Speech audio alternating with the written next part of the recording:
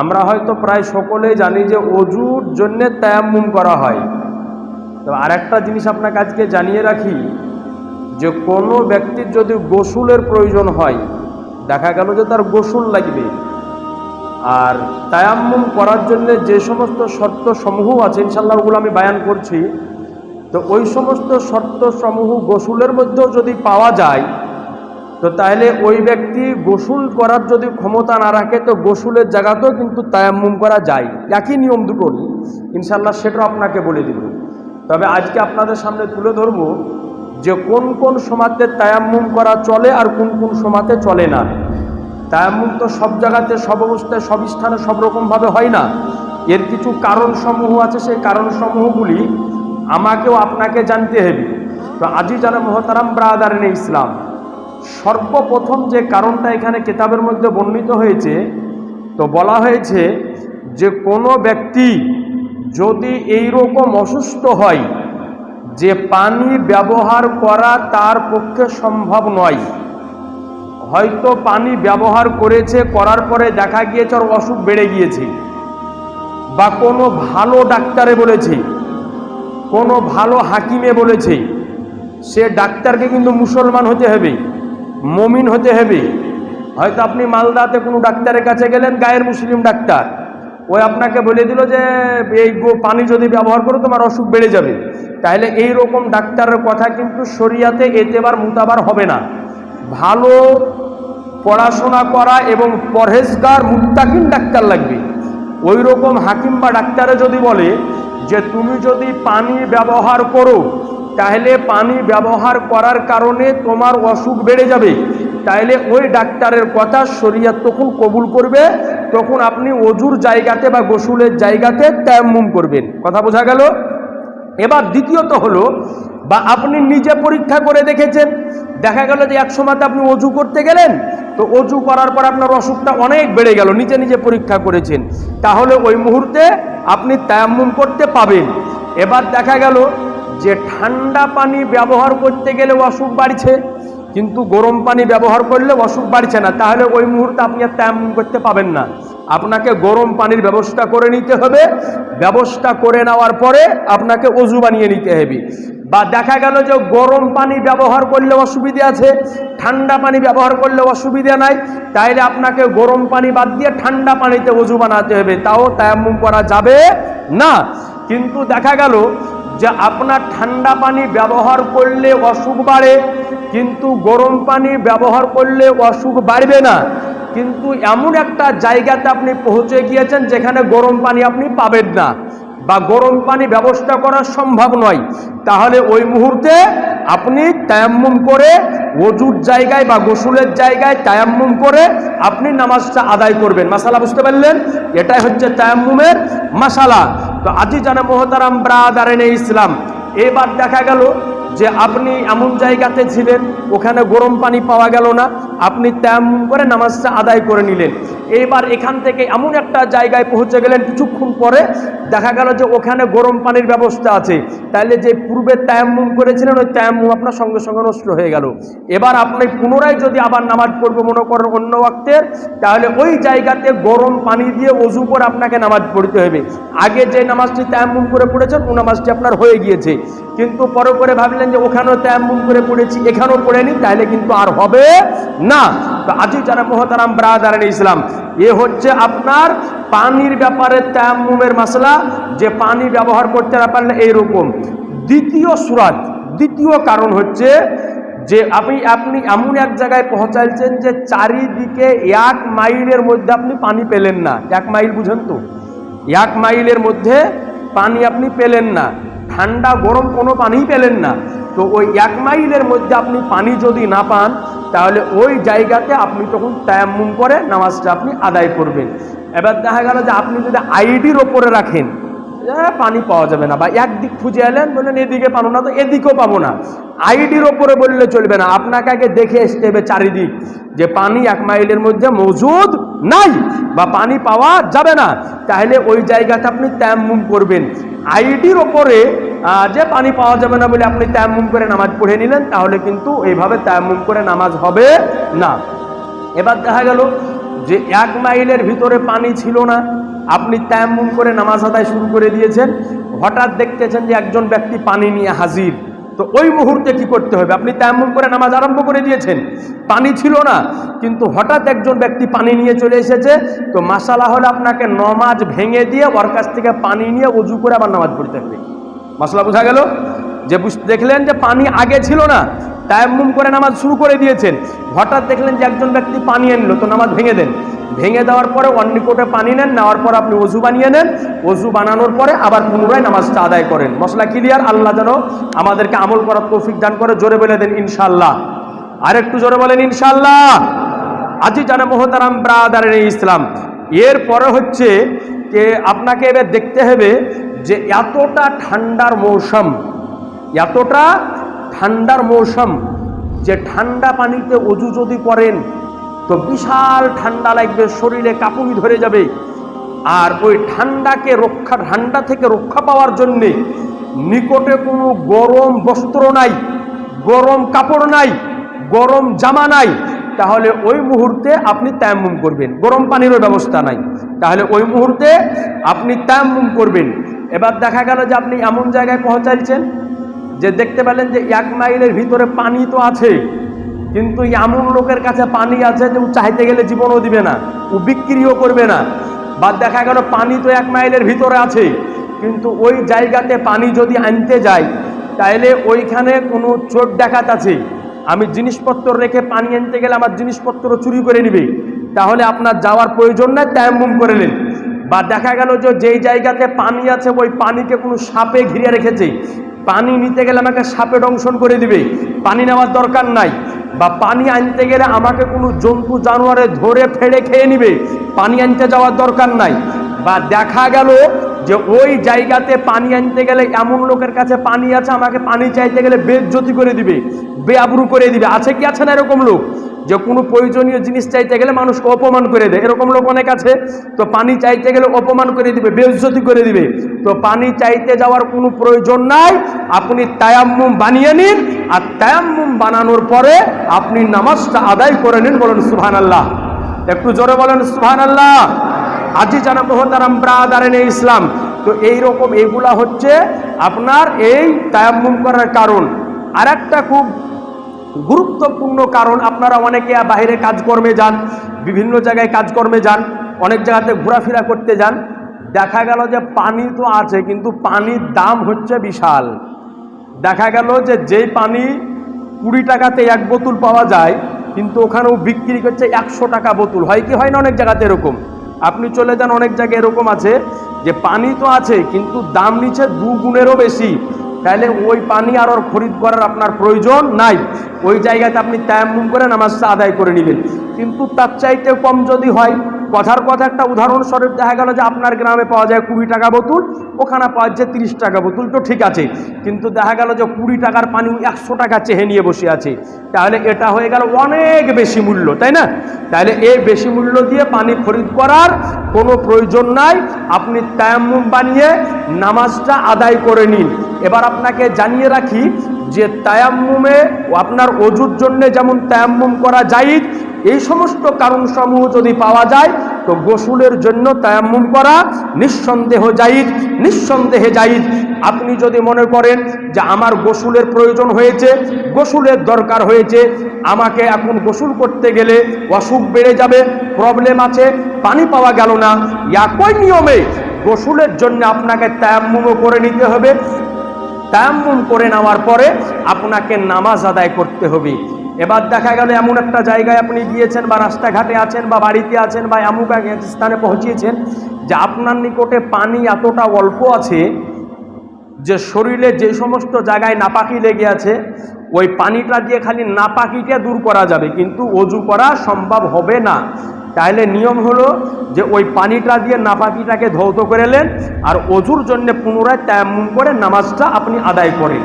বা দেখা গেল যে রাস্তাতে চলছেন, নামাজের সময় হয়ে গিয়েছে, আপনার নিকটে 1 বোতল পানি আছে, আশপাশে পানির কোনো ব্যবস্থা নাই, তো যদি দেখেন যে এই পানি দ্বারাতে আমি অজু যদি বানিয়ে নিই, তাহলে পানির আমাকে পিপাসা লাগবে, সাথে যে জানোয়ার বা জন্তু আছে তাকেও পিপাসা লাগবে, তাহলে ওই পানি দিয়ে অজু করার প্রয়োজন নাই। আপনি মাটি দিয়ে তায়াম্মুম করে নেন, আর ওই পানিটা খাওয়ার জন্য আপনাকে ব্যবহার করতে হবে। এই সমস্ত কারণসমূহ যদি পাওয়া যায় তবে তায়াম্মুম করা জায়েজ, নচেত তায়াম্মুম করা জায়েজ হবে না। তো যাই হোক, আজি জানে মোহতারাম ব্রাদারান ইসলাম, তো আরও বেশ কিছু কারণসমূহ আছে, ওগুলো আমরা প্রায় জানি সকলেই। তো এই সমস্ত কারণসমূহগুলো আমাকে আপনাকে খুব ধ্যানে রাখতে হবে, তবে তায়াম্মুম করা যাবে, আর না হলে তায়াম্মুম করা যাবে না। ইনশাআল্লাহ তাআলা সামনে জুমাতে তায়াম্মুম কীভাবে করতে হয়, কেমন নিয়মে করতে হয়, ওযু এবং গোসলের তায়াম্মুম আলাদা আলাদা না একই, এবং তায়াম্মুম কখন কখন ভেঙে যায়, এই বিষয়ে ইনশাআল্লাহ তাআলা সামনে জুমাতে আলোকপাত ঘটাবো। তবে আরেকটা কথা আপনাকে বলে দিই যে আমাদের সামনে কুরবানির দিন প্রায় নিকটে চলে আসতেছে। তো ওই কুরবানির সময়তে বেশ কিছু উদ্ভট মশলা, মানুষের মধ্যে কিছু ভুলভ্রান্ত মশলা আপনার বলা বলি হয়। এর মধ্যে একটা হচ্ছে যে আমাদের কাছে অলরেডি ফোন আসা শুরু হয়ে গিয়েছে যে মুফতি সাহেব, কুরবানির চাঁদ উঠে গেলে চুল দাড়ি নখ কাটা জায়েজ কি জায়েজ নাই। তো প্রতি বছর বলে দিই, আজকে বলে দিছি, ভালো করে জেনে নিন। চুল, নখ এবং বগলের নিচের, নাভির নিচের অবাঞ্ছিত যে সমস্ত পশম, এই সমস্ত জিনিস কুরবানির চাঁদ উঠে যাওয়ার পরে কুরবানির জবাই করার পূর্বে পর্যন্ত না কাটা হচ্ছে মুস্তাহাব ও মুস্তাহাসান। মুস্তাহাব ও মুস্তাহাসান। তবে যদি কোনো ব্যক্তি কেটে নেয় এতে তার কোনো রকমের পাপ বা গুনাহ হবে না, তবে যদি না কাটে তাহলে তার জন্য কিছু নেকি পাবে। তবে এখানে একটা মাসালা, যদি কোনো ব্যক্তি কুরবানির চাঁদ উঠার পরেও দেখা যায় যে নাভির নিচের পশম বা বগলের অবাঞ্ছিত পশম 40 দিন পার হয়ে গিয়েছে, তবে সেটা কুরবানির চাঁদ উঠে গেলে ওটা পরিষ্কার করে নিতে হবে। কারণ 40 দিন পার হয়ে গেলে ওটা পরিষ্কার করে নেওয়া হচ্ছে জরুরি এবং লাজমি। তো আপনি মুস্তাহাবের উপরে আমল করতে গিয়ে নাজাইজ রাস্তা অবলম্বন করা যাবে না। এরপরে হলো দাড়ির মশলা। দাড়ি শুধু কুরবানির চাঁদে নয়, কোনো চাঁদে দাড়ি কাটা জায়েজ নাই। সেটা কুরবানির চাঁদ হোক, ঈদের চাঁদ হোক, আর মুহররমের চাঁদ হোক, দাড়ি কোনো চাঁদে কাটা যাবে না। কোনো চাঁদে দাড়ি কাটা জায়েজ নাই, প্রত্যেক চাঁদে দাড়ি কাটা হারাম। শুধুমাত্র যে সমস্ত ব্যক্তির দাড়ি এক মুষ্টির ওপরে চলে যায়, যেমন এই যে হাজী সাহেবের দাড়ি আছে, যদি ধরতে দেয় এক মুষ্টি বাইরে চলে গিয়েছে, এক মুষ্টির ওপরে যাদের দাড়ি হয়ে যাবে তারা সাইজ করতে পারে, তারা সাইজ করতে পারে। কিন্তু যাদের দাড়ি এক মুষ্টির নিচে বা এক মুষ্টি পরিমাণ আছে তারা দাড়িতে সাইজ করতে পাবে না, কাটতেও পাবে না, ব্লেড দিতেও পাবে না, দাড়ি ছিলতেও পাবে না। সেটা ঈদের চাঁদ হোক, আর কুরবানির চাঁদ হোক, আর মুহররম হোক, আর সফর হোক, কোনো চাঁদে দাড়ি কাটা যাবে না। দ্বিতীয় মশলা হলো যে মুফতি সাহেব, কুরবানির চাঁদ উঠে গেলে গরু ছাগল জবাই করা যায় কি যায় না। এখানে দুটো মশলা। আপনার মনের নিয়ত যদি এটা হয় যে কুরবানির চাঁদ উঠে গেলে 10টা দিন মাংস আমি খাবো না, কেন খাবো না, তাহলে কুরবানির মাংসের উপর একটা আমার চাহিদা থাকবে যে খেতে ভালো লাগবে, এই নিয়ত যদি হয় তো ঠিক আছে। এই নিয়ত যদি হয় যে তাহলে কুরবানির মাংসটার উপর চাহিদা থাকবে, খেতে ভালো লাগবে, একটু চাহিদা করে খাবো, কুরবানির হালালি মাংস, ইবাদতের মাংস ভালো লাগবে, এই নিয়ত হলে ঠিক আছে। আর যদি নিয়ত এটা হয়ে যায় না কুরবানির চাঁদ উঠে গেলে গরু ছাগল জবাই করা জায়েজ না, তাহলে কিন্তু উল্টে পাপ হবে, গুনাহ হবে। এটা আল্লাহ বা আল্লাহ রসুল জায়েজ না জায়েজও হারাম করেনি, এটা আপনি নিজে নিজে না জায়েজও হারাম করে নিলেন। যেমন অন্যান্য মাসে অন্যান্য চাঁদে গরু ছাগল যতগুলি হালাল জানোয়ার আছে এ সমস্ত জানোয়ার খাওয়া যেমন হালাল, কুরবানির চাঁদ উদয় হয়ে গেলেও এই সমস্ত জানোয়ারকে খাওয়া একইভাবে হালাল, এতে হারামের কোনো অবকাশ নাই। কিন্তু ওই নিয়তে যদি আপনি না খান যে খাবো না, তাইলে একটু গরুর গোশতের উপর চাহিদা থাকবে, কুরবানির গোশতের উপর চাহিদা থাকবে, এটা হচ্ছে আপনার ব্যক্তিগত ব্যাপার, কিন্তু শরিয়াতে এতে বাধা দেওয়া যাবে না। সুতরাং এই মশলার দিকে খুব ভালো করে খেয়াল রাখবেন।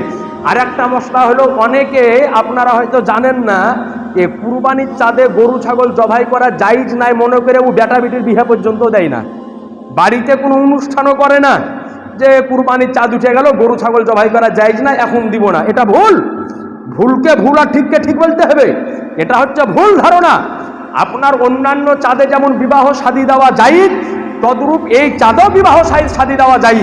আপনি গরু উট ছাগল ভেড়া যেটা ইচ্ছে সেটা জবাই করে নিজেও খেতে পারেন, অপরকে খাওয়াতে পারেন, এতে কোনো রকমের আপত্তি করা যাবে না। এবার শেষে একটা মাসলা আপনাকে বলে দিই যে কুরবানি হয়তো আপনাদের মধ্যে যিনারা আছেন প্রায় অনেকেই করতেছেন, আমার হয়তো অনেকের পক্ষে সম্ভব হচ্ছে না। কুরবানি করা কোন ব্যক্তির জন্য ওয়াজিব এটি আমাদের জানার দরকার। আপনাকে জানিয়ে দিই ভালো করে, কুরবানি করা কোন ব্যক্তির ওপরে ওয়াজিব। দেখুন, যে ব্যক্তির নিকটে নিজের প্রয়োজনীয় জিনিস ব্যতিরিকে, নিজের প্রয়োজনীয় জিনিস বাদ দিয়ে 52.5 তোলা চাঁদি বা 7.5 তোলা সোনার দাম তার নিকটে অবশিষ্ট থাকবে, তার জন্য কুরবানি করা ওয়াজিব। এবার আপনি বলবেন যে মুফতি সাহেব প্রয়োজনীয় জিনিস কি কি? যেমন থাকার জন্য একটা বাড়ি হচ্ছে প্রয়োজন, পরার জন্য কাপড় হচ্ছে প্রয়োজন, যাতায়াতের জন্য একটা গাড়ি হচ্ছে প্রয়োজন, আগেকার যুগে ছিল খিদমত করার জন্য গোলাম হচ্ছে প্রয়োজন, পড়াশোনা করার জন্য কেতাব হচ্ছে প্রয়োজন। এগুলা হচ্ছে প্রয়োজনীয় জিনিস। বাড়িতে আহেলে খানদান যারা আছে তাদের খাবারের জিনিস সেটা হচ্ছে প্রয়োজন। এবার প্রশ্ন করতে পারেন মুফতি সাহেব আমার জমি আছে 5 বিঘে আবাদ করি, তো এটা আমার কোন খাতায় পড়বে?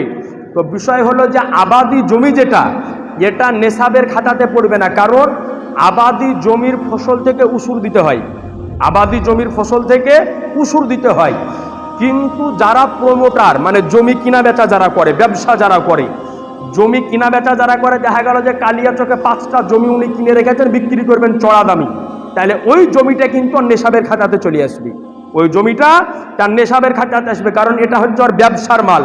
কিন্তু যেমন আপনাদের অনেকের লেচুর বাগান আছে, মাছের পুকুর আছে, এরপরে আপনার অনেকের দেখা গেল যে আপনার আবাদে ধান গম আবাদ করেন, তো এই সমস্ত জিনিসের জন্য আপনাকে উসুর দিতে হবে। এটার জন্য উসুর দেওয়া হচ্ছে একান্ত জরুরি, নিয়ম মোতাবিক যেই নিয়ম আছে সেই নিয়ম আপনাকে উসুর আদায় করে দিতে হবে। এবার দেখা গেল যে আরেকটা মাসলা আপনাকে জানিয়ে দিই, আপনার নিকটে খরচ খরচান সব বাদ দিয়ে 5 লাখ টাকা ক্যাশ আছে, কথার কথা 5 লক্ষ টাকা ক্যাশ আছে, কিন্তু দেখা গেল যে মার্কেট আপনার 7 লাখ টাকা ঋণ আছে। কয় লাখ? 7 লাখ টাকা ঋণ আছে। তাহলে আপনি কিন্তু মালিকে নেশাব না, আপনি মালিকে নেশাবের খাতাতে আপনি পড়বেন না, ওটা আপনার ঋণের খাতাতে চলে যাবে। ঋণ মুক্ত থেকে থাকতে হবে যে আমার ঋণ নাই। আর একটা মশলা বলে দিই, আপনাদের গ্রামে অনেকে ঠিকাদার আছে, অনেকে ঠিকাদার যারা আছে তাদের জন্য এটা মাসলা আপনি শুনেলেন ভালো করে, যে যারা ঠিকাদারির কাজ করে, কমিশনের কাজ করে, দেখা গেল যে আপনার 50 লাখ টাকার বা 20 লাখ টাকার কাজ হয়েছে, আপনার ওই টাকাটা আপনার কোম্পানির নিকটে পড়ে আছে, কোম্পানি এখনো আপনাকে দেয়নি, তাহলে এই টাকাটা কিন্তু আপনার নেশাবের খাতাতে পড়বে না। কেন? এটা আপনার আয়াত্তের বাইরে আছে, আপনার মধ্যে কিন্তু এ টাকা নাই। কোম্পানি দিবে কি দিবে না কোনো গ্যারান্টি আছে? কোনো গ্যারান্টি নাই। সুতরাং এটা আপনার নেশাবের বাইরে পড়বে। হ্যাঁ, কারো যদি ব্যাংকে থাকে টাকা জমা করা, যে 5 লাখ বা 10 লাখ টাকা ব্যাংকে জমা আছে, ওটা কিন্তু নেশাবের খাতায় পড়ে যাবে, কারণ ব্যাংকের টাকা আপনার মিলকিয়াতের, আপনার মালিকানার মধ্যে আছে, আপনি যখন ইচ্ছা ব্যাংকে থেকে তুলে আনতে পারেন, নাকি বলছেন? কিন্তু ঠিকাদারি কাজ করলে কোম্পানির কাছে যখন চাইবেন তখন তো দিবে না, ওর যখন সময় হবে তখন আপনাকে দিবে। ওটা যখন আপনার মিলকিয়াতে চলে আসবে তখন ওটার মালিক আপনি হলেন, যতদিন পর্যন্ত কোম্পানির কাছে আছে ও টাকার মালিক আপনি হলেন না। দ্বিতীয়ত হচ্ছে যে এই সমস্ত ব্যক্তি যাদের এই রকম টাকা পয়সা আছে তারা কুরবানি করবে, তাদের উপরে ওয়াজিব। কুরবানি করার জন্য কয়েকটা শর্ত আছে, তার মধ্যে একটা হচ্ছে মালিকে নেশাব, দ্বিতীয় নাম্বার হচ্ছে মুসলমান হতে হবে, 3 নাম্বার হচ্ছে মুকিম হতে হবে। মুকিম অর্থাৎ বাড়িতে থাকা লাগবে। আপনার দেখা গেল যে সফরে আছে, মুসাফির ব্যক্তি, ওর উপরে কুরবানি ওয়াজিব নয়, জরুরি নয়, তবে যদি দেয় তো নফল হিসাবে তার নেকি আল্লাহ পাক তাকে অবশ্যই দান করবেন, কিন্তু তার উপরে জরুরি নাই। মুকিম হতে হবে, মালিকে নেশাব হতে হবে, মুসলমান হতে হবে এবং আজাদ হতে হবে, কারো গোলাম যেন না হয়। গোলামের উপরে কুরবানি করা ওয়াজিব না। এখন তো বর্তমানে গোলামি কেউ কারো করে না, আর গোলাম এখন কিনা বেচা হয় না, ওটা আল্লাহ রসুলের যুগে হয়তো গোলাম কিনা বেচা, এই জন্য মশলাটা এই জায়গাতে দিয়ে দিয়েছে। আজাদ থাকতে হবে, গোলামি করা ব্যক্তি বা কারো গোলামের উপরে কুরবানি করা ওয়াজিব হবে না। তো সুতরাং কুরবানি হচ্ছে একটা খুব নেকির কাজ এবং অনেক বড় ফজিলতপূর্ণ কাজ। আপনারা নেকির উদ্দেশ্যে কুরবানি করবেন এবং আল্লাহ রসুলকে রাজি করার উদ্দেশ্যে কুরবানি করবেন। খাস নিয়াতে ভালো হৃষ্টপুষ্ট জানোয়ার আপনি কুরবানি করবেন, যাতে করে তার মধ্যে কোনো খুঁত যেন না থাকে। আপনাকে জানিয়ে রেখার একটা মশলা, যদি কোনো জানোয়ার আপনি কিনতে যদি যান আর তার শরীরে যদি এইরকম ক্ষত থাকে বা এইরকম খাম যদি থাকে, দেখা গেল যে ওই খাম বা ক্ষতের জন্য কুরবানির জানোয়ারটার দাম কমে গেল, হয় না? হাটে গরু কিনতে গিয়েছেন, দেখা গেল তার গায়ে এতটা কাটা, আপনি বললেন গরুটার দাম 50,000, হয়তো কিন্তু এই কাটাটার লেগে 10,000 কম দিব, হয় কি হয় না এরকম? তো ওই কাটাটার লেগে যখন দাম কমে গেল তখন ওটা খুঁত হয়ে গেল।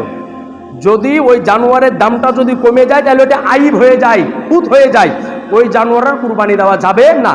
তবে একটু আধটু কোনো জায়গায় খামখুঁতে যদি থাকে তবে নিঃসন্দেহে তার কুরবানি জায়েজ। সুতরাং আপনারা কোরবানি করবেন সকলে আল্লাহ এবং আল্লাহ রসুলকে খুশি করার নিয়তে। আল্লাহ পাক যেন আমাদের সকলকে আপনার মেনে চলার তৌফিক দান করে, জোরে বলে আল্লাহুম্মা আমিন। আবার যদি কারো বুঝতে অসুবিধা হয় বা মশলা মাসাইল জানার যদি দরকার, মাদ্রাসা আমি 24 ঘন্টা আছি, যে কোনো সময় আপনি এসে ভালো করে বুঝে যাবেন। আসসালামু আলাইকুম।